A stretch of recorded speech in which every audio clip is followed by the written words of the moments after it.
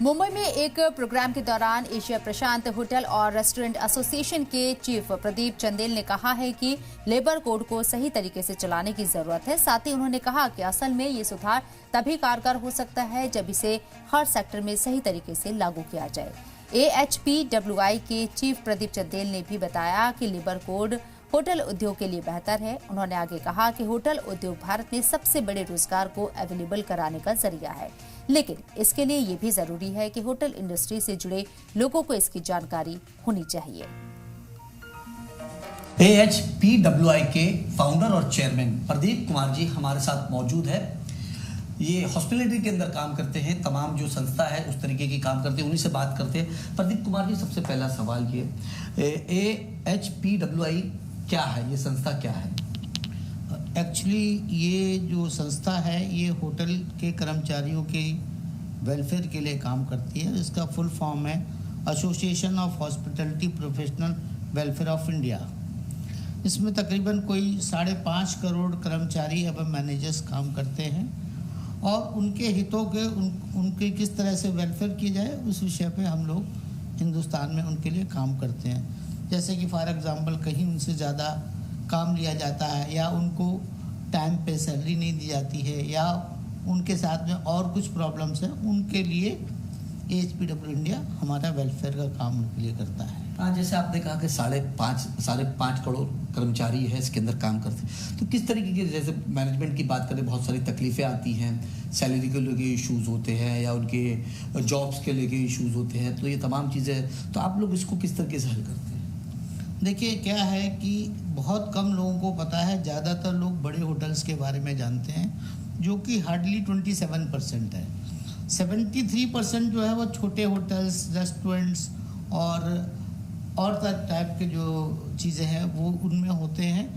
तो उनमें जो काम करने वाले लोग होते हैं उनकी सैलरी कोई बहुत ज़्यादा अच्छी नहीं होती है, ना ही उनको उस तरह के बेनिफिट मिलते हैं जो बड़े होटल्स को बेनिफिट मिलते हैं। तो ये इन सब को देखते हुए ये संस्था उस चीज़ के लिए काम करती है।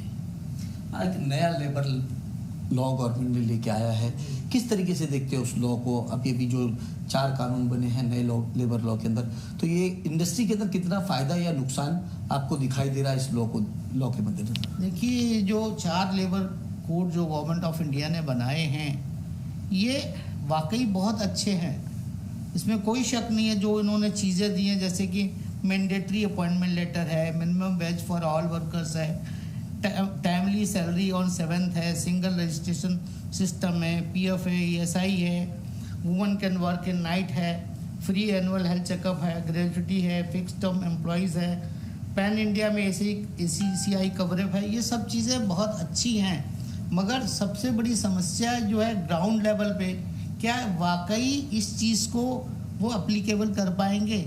स्ट्रिक्टली नहीं सोचते हैं तब तक ये संभव नहीं है। तो किस तरीके का आप लैब्स देखते हैं और फॉरेन टूरिज्म के जो आते हैं गेस्ट वगैरह, उनको क्या कहना चाहेंगे कि कितने सेफ है ये होटल इंडस्ट्रीज? हिंदुस्तान में जब टूरिस्ट आता है तो अलग अलग स्टेट में जाता है। आज की डेट में भी अगर हमारा देखा जाए तो सेफ्टी और सिक्योरिटी उतना मजबूत नहीं है जितना कि दूसरे कंट्रीज़ में होता है।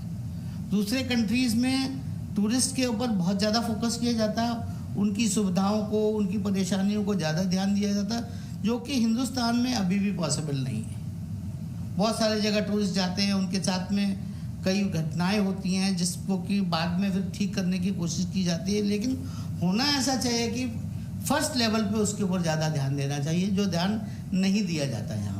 ये लॉ बहुत अच्छा है, मगर उसको जब तक अप्लीकेबल नहीं करेगी गवर्नमेंट, जब तक उसको सीरियस नहीं लेंगे, उसके अधिकारी इसको सीरियस नहीं लेंगे, तब तक ये समस्या बरकरार रहेगी। देखिए, ये था प्रदीप कुमार जी जिनका साफ तौर पे ये कहना है कि समस्या जो है वो लगातार जारी है। हिंदुस्तान में कानून तो ज़रूर बन जाते हैं, लेकिन उसका ज़मीन पे इम्प्लीमेंट होता हुआ नज़र नहीं आता है। अब देखना ये होगा कि आने वाले वक्त में जो नए 4 लेबर कानून बने हैं कितनी सख्ती से लागू होते हैं। जी मीडिया के लिए अमजद खान, मुंबई।